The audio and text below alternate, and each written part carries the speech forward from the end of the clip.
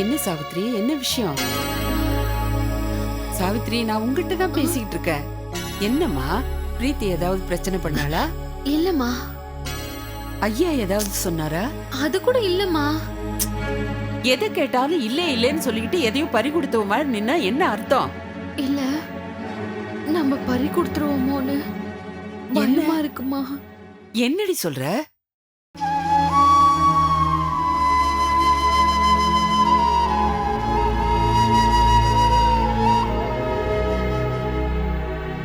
சாவித்ரி, நீ சொல்றத ஒழுங்கா சொன்னாதானமா எனக்கும் புரியும்.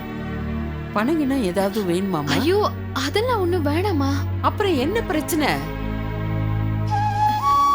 இல்ல, நான் மேல சுத்தம் பண்ணிட்டு இருக்கும்போது அப்போ ஐயா ரூம்ல ஊர்வசி. ஊர்வசிக்கு என்னவா? அவ ஐயாக்கு ரொட்டி கொடுத்துட்டு இருந்தா. அதுவா? அது எனக்கும் தெரியும். அவருக்கு வேற வேலையே இல்ல. இந்த பிரெட் கிரெட் எத்தனை நாளைக்கு சாப்பிட போறாரு? நீ வேணா பாத்துக்கிட்டே இரு. சீக்கிரமாவே இட்லி தோசைன்னு நாக்க தொங்க போட்டுக்கிட்டு அவரே நம்மள தேடி வருவாரு. ஐயோ, அது இல்லம்மா விஷயம். ரொட்டியோ தோசையோ அது நீங்க குடுக்கறதான முறை. ஏன் அப்படி சொல்ற? இல்ல, வெளியில இருந்து வந்தவ ஐயாவுக்கு சாப்பாடு கொடுக்கறது நல்லவா இருக்கு. இப்ப என்ன? அதுக்கெல்லாம் சேர்த்து தானமா நம்ம ஆளை போட்டு சம்பளம் கொடுக்கறோம். அம்மா, நீங்க வேலையில சொல்றீங்களா இல்ல வேடிக்கையா சொல்றீங்களான்னு எனக்கு ஒண்ணும் புரிய மாட்டேங்குது. சரி, இப்ப அதுக்கு என்ன? இல்லம்மா, நீங்க கொஞ்சம் ஜாஸ்தியாவே அடுத்தவங்களுக்கு இடம் கொடுக்கறீங்க. அதனால அவங்களும் நிறையவே உரிமை எடுத்துக்கிறாங்க. ஆமா, இப்ப ஊர்வசி என்ன உரிமை எடுத்துக்கிட்டான்னு சொல்ல வர? அது வந்து எப்படி சொல்றது? அவ உனக்கு அந்த கவலையே வேணாம் சாவித்ரி. மீதிய நானே சொல்றேன். நான் சாவித்ரி, எல்லாத்தையும் நீயும் சொல்லிட்ட எப்படி? நானும் கொஞ்சம் சொல்லி பார்க்கட்டுமா? ஏய், என்ன ஊர்வசி, என்ன விஷயம்? என்ன சாவித்ரி, அம்மா கேக்குது? எல்லாத்தையும் சொல்லிட்டுமா? எல்லாத்தையும் தான். ஏய், என்னடி ரெண்டு பேரும் பேசி வச்சுக்கிட்டு என்ன வெறுப்பேத்துறீங்களா? யாரும் எதுவும் சொல்ல தேவையில்லை, போங்க. ஐயா, நீ என்னமா கோச்சிக்கிற? நானே சொல்லிடுறேன், வா. சாவித்ரி ரொம்ப புத்திசாலித்தனமான பொண்ணு. நான் வந்ததுக்கு அப்புறம் இனிமே வாயே திறக்க மாட்டான். மேல நாஸ்டா சாப்பிட்டுக்கினேன். ஐயாவோட ஆபீஸ் மேட்டரை டிஸ்கஸ் பண்ணிட்டு இருந்தாரு. அதுல ஒரு சந்தோஷமான சமாச்சாரம் சொன்னாரு. என்னவா?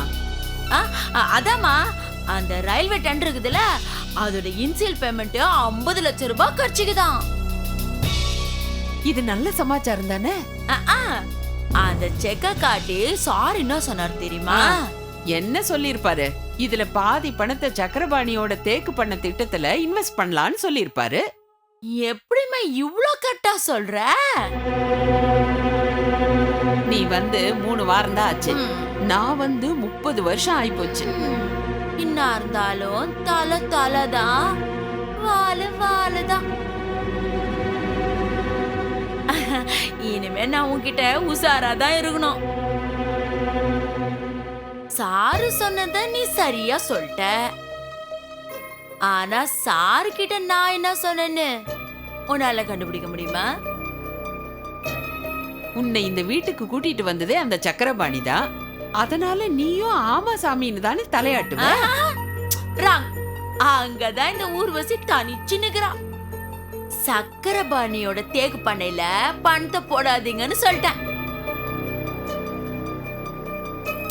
ஏமோ, என்ன கூட்டிட்டு வந்தது என்னமோ அந்த சக்கரபாணியா இருக்கலாம். ஆனா என்னைக்கு நான் இந்த வீட்டுக்குள்ள வந்து இந்த வீட்டு உப்பு தின்னனோ அன்னில இருந்து இந்த வீட்டுக்காரங்களுக்கு தான் நான் விசுவாசமா இருக்கணும்னு முடிவு பண்ணிட்டேன். அந்த விசுவாசத்துல கொஞ்சம் அதிகப்படியா உரிமை எடுத்துக்கின்னு சாருக்கே அட்வைஸ் பண்ணிட்டேன். அதானே சாவித்திரி கண்ணு உங்க கையில வந்து சொல்லுங்குது. இல்ல சாவித்திரி செல்லம்?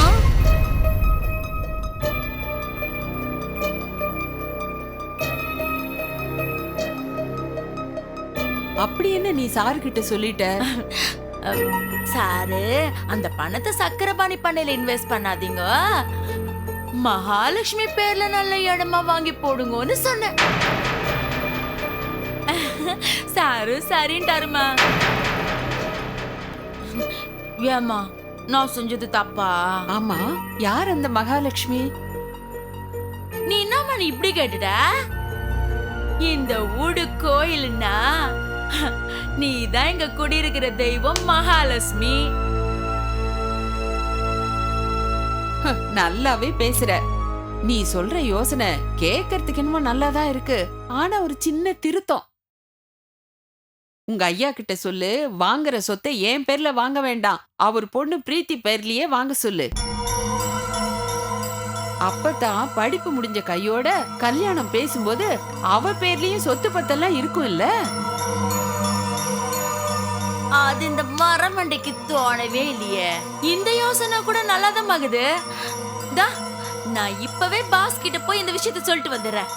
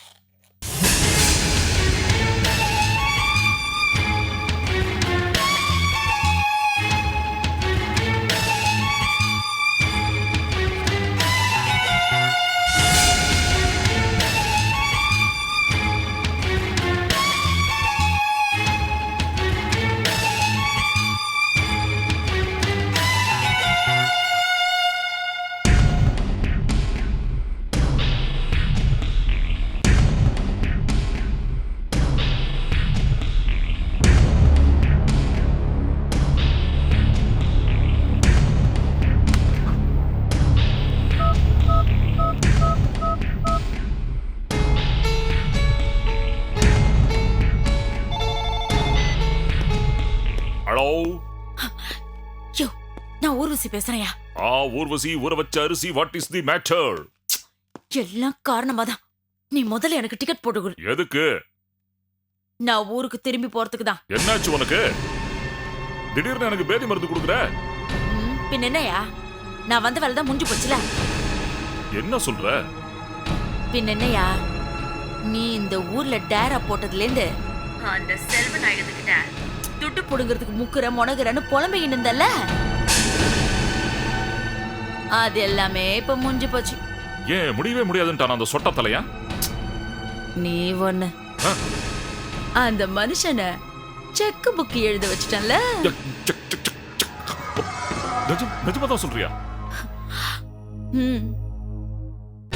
அதை எழுத வைக்கிறதுக்கு நான் என்னெல்லாம் திட்டம் போட்டேன் தெரியுமா? சொல்லு சொல்லு சொல்லு. இந்த ஊர்வசி என்ன வியாபாரம் வேணாலும் செய்வா, ஆனா என்ன வியாபாரம் பண்றதுல நெருப்பியா நெருப்பு.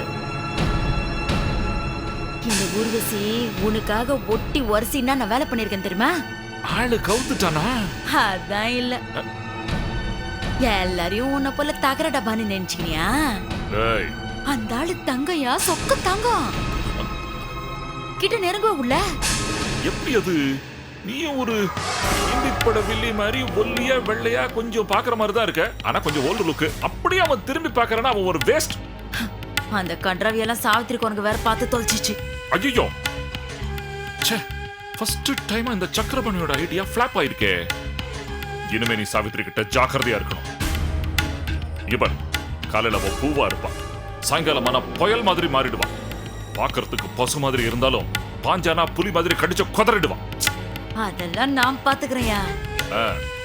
இத பாரு, நான் இப்ப செஞ்ச தப்புக்கு அந்த ஆள் என்ன வீட்டு விட்டு துரத்தி இருக்கணும்யா. ஆனா மனுஷ கடைசியில ஒன்னே ஒண்ணு நச்சுன்னு சொன்னாரியா.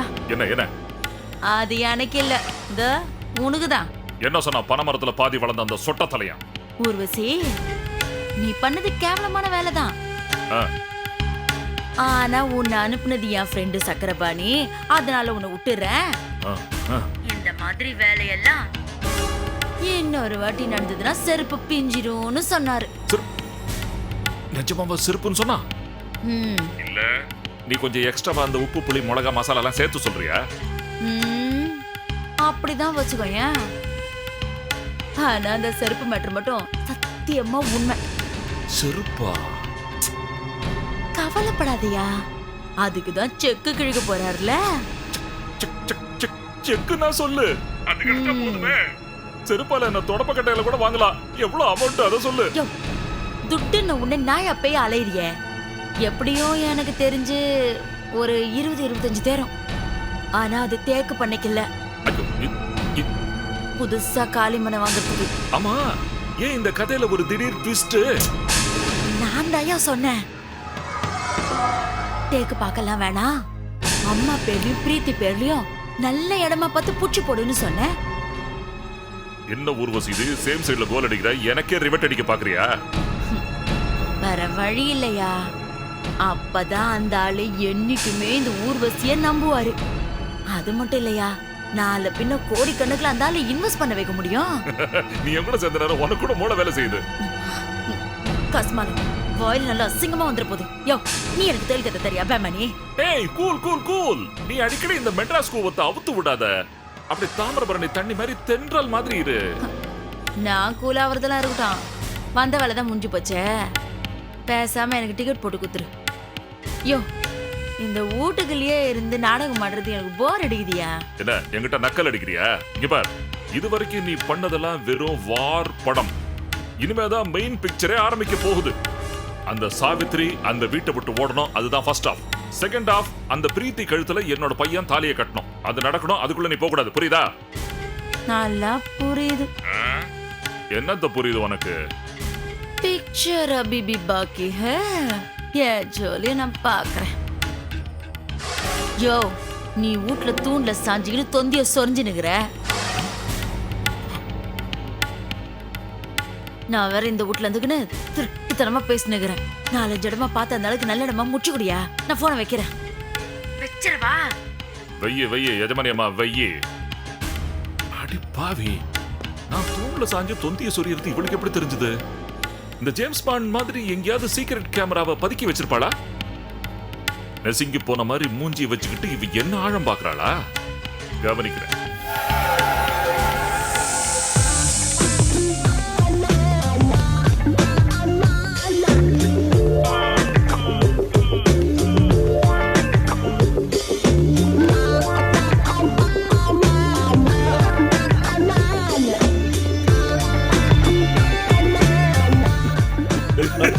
என்னடா ஆட்டம் பாட்டம் கொண்டாட்டம் பார்த்து குப்பை கீழே விழுந்துருப்போம்.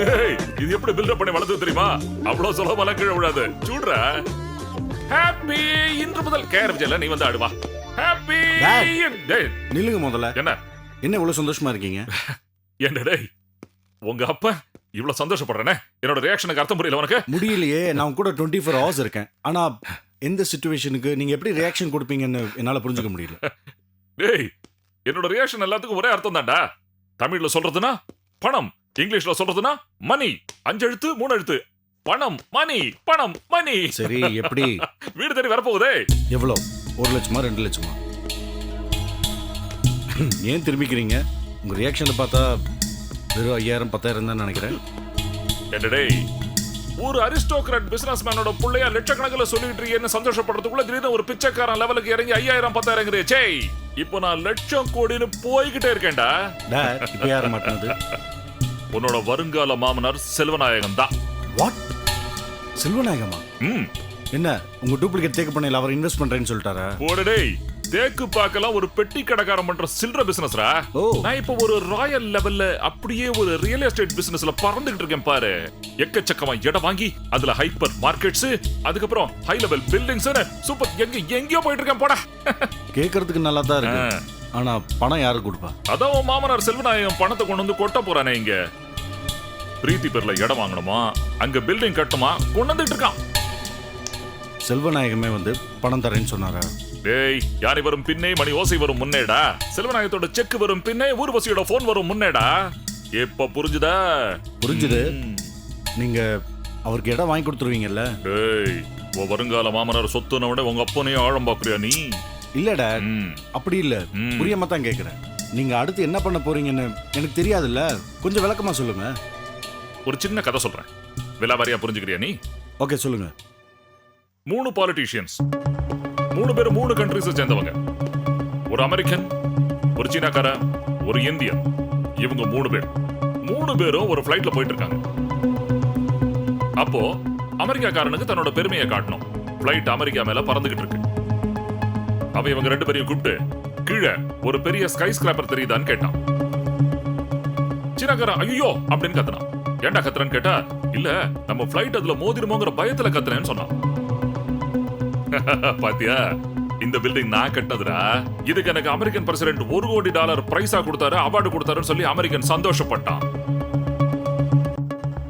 அவன் பெருமையை காட்டிக்கிட்டான். அடுத்தாப்புல ஃபிளைட் சீனா மேல பறந்தது. இப்போ சீனாக்காரனோட டர்ன் இல்லையா? அவன் என்ன சொன்னா, கீழே ஒரு தீம் பார்க் தெரியுதா அப்படின்னு கேட்டான். அமெரிக்காக்காரன் வந்து ஆமா ஒரு பெரிய ஸ்டேட் அளவுக்கு தெரியுது அப்படின்னு சொன்னான். இது நான் கட்டினது, இதான் குவாங் குவாங் தீம் பார்க் அப்படின்னா சீனாக்காரன். இதுல எனக்கு வந்து லாபம் மட்டும் $10 கோடி கிடைச்சதுன்னு சொன்னான். 2 பேரும் தங்களுக்கு தாங்களே நல்லா முதுகு சொரிஞ்சுக்கிட்டானுங்களா? இப்போ அடுத்தாப்புல யாரோட டர்னு? Obviously Indian. அவனுங்க 2 பேரும் இந்தியனை நக்கலா பார்த்தானுங்க. இப்போ அவனுங்களுக்கு இந்தியன் பதில் சொல்லணும் இல்லையா? அவன் உடனே என்ன சொன்னா, நீங்க 2 பேரும் ஃபிளைட்ல ஏறும்போது ஆளாளுக்கு சின்ன சின்னதா ஒரு பெட்டியை கொண்டு வந்தீங்களே, நான் உங்களோட பெட்டியை விட 4 மடங்கு பெரிய பெட்டி கொண்டு வந்தேனே, அதுல என்ன இருக்கு தெரியுமான்னு கேட்டான். அவங்க முழிச்சாங்க. டேய், நீங்க போடுற மாதிரி கோட்டு பேண்ட் அண்டர்வேர் டை இந்த மாதிரி கிழிச துணியெல்லாம் அதுல கிடையாதுடா. அதுல $1000 கோடி இருக்கு, அதை நேரா ஸ்விஸ் பேங்குக்கு கொண்டு போறேன்னு சொன்னான். 1000 கோடியா? இப்படித்தான் அவனுங்கள வாயப்படாதானுங்க சாத்து. இது எப்படி சம்பாதிச்சானதான் அவனுங்களுக்கு தெரியல. எப்படின்னு கேட்டானுங்க. சொல்றேன். அப்படிங்கும் போதுதான் பிளைட் தமிழ்நாட்டுக்கு மேல பறந்துட்டு இருந்தது. கீழே பாருங்க, அங்க ஒரு 10 அடுக்கு ஃபிளைஓவர் தெரியும், அதை கட்டினது நான் தான்னு சொன்னான். அவனுங்க பார்த்தானுங்க, சாதாரண கண்ணுக்கு தெரியல. உத்து பார்த்தானுங்க, தெரியல. பைனாகுலர் டெலஸ்கோப் எதை வச்சு பார்த்தோம் அது தெரியல. அமெரிக்கன் சொன்னான், சரி நம்ம பிளைட்ட கொஞ்சம் கீழே இறக்கினோம்னா அந்த பாலம் தெரியுமான்னு கேட்டான். இவன் நம்ம இந்தியன் என்ன சொன்னா, மகனே நீ தரையில இறங்கி நின்னா கூட பாலம் தெரியாதுடான்னு சொன்னான். பாலம் இல்ல, அப்போ பணம்? பாலம் கட்டிருந்தா தானடா பாலம் கண்ணுக்கு தெரியும். இவன் தான் பாலம் கட்டுறதுக்கு கொடுத்த பணத்தை பூரா கணக்கு எழுதி சுட்டு நேரா ஸ்விஸ் பேங்க் கொண்டு போயிட்டு இருக்கான, அப்புறம் எப்படி பாலம் கண்ணுக்கு தெரியும்? இப்போ சொல்லு, இந்த 3 பாலிட்டிஷியன்ஸ்ல உங்க அப்பா யாரு? Pure Indian. Be Indian buy Indian. எனக்கு ரொம்ப தெளிவா புரிஞ்சு போச்சு. செல்வநாயகத்துக்கு நீங்க இடம் வாங்கி கொடுப்பீங்க, அதுல ஒரு பெரிய பில்டிங்கே கட்டி கொடுப்பீங்கன்னு. Great great, you really great. Come on, let's enjoy.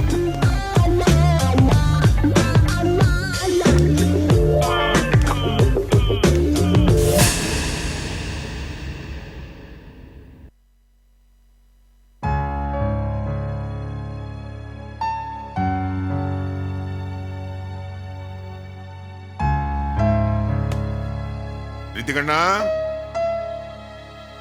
பிரீத்திமா,